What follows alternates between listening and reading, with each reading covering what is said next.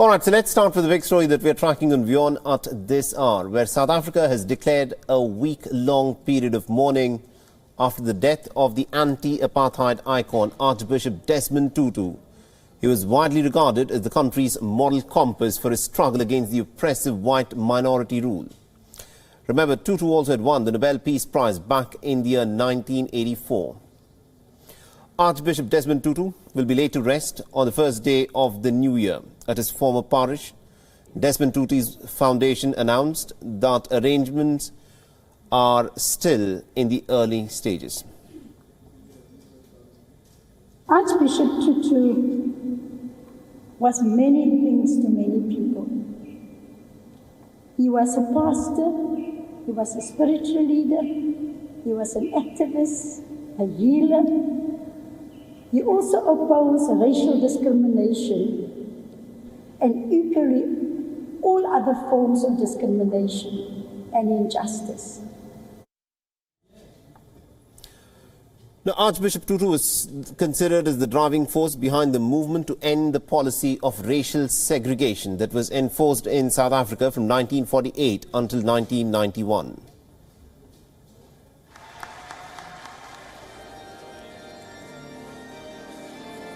So yeah, all I can say is that it's very sad.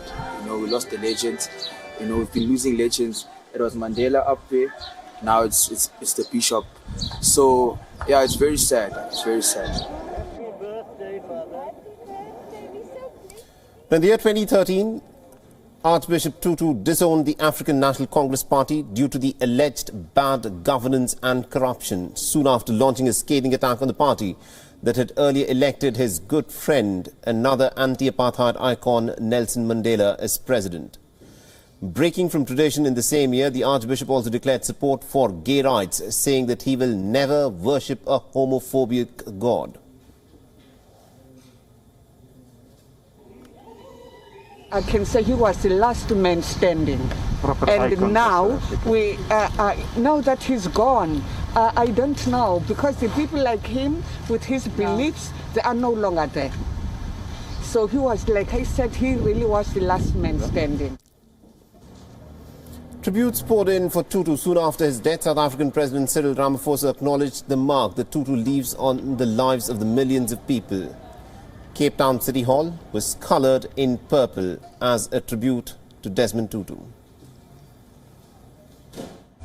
We have lost a person who carried the burden of leadership with compassion, with dignity, with humility, and with such good humor.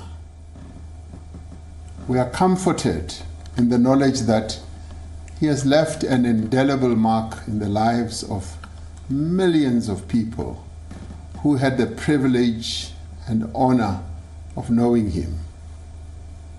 Like many of his time, he was a witness to the gravest injustices and most intolerable cruelty that our country has ever witnessed. The United Nations Chief Antonio Guterres has said that he was an inspiration to everyone around the world, adding that people will continue to draw strength from him to fight for a better world. The White House also issued a statement on Archbishop's demise, saying that his legacy transcends borders and will echo throughout the ages. The former President Barack Obama also joined in the mourning, saying that Desmond Tutu was a moral compass for the country.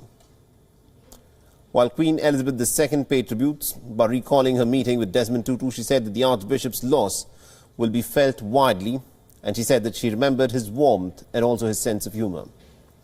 While British Prime Minister Boris Johnson paid tributes and said that he was deeply saddened to hear about the death of the Archbishop.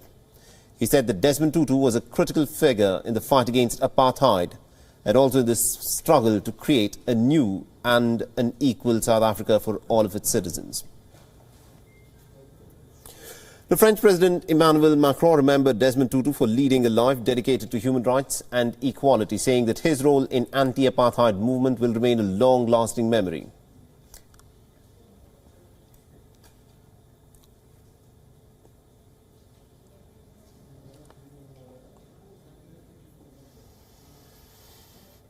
And also the Indian Prime Minister Narendra Modi said that Tutu was a guiding light for countless people globally, adding that his emphasis on human dignity will be remembered.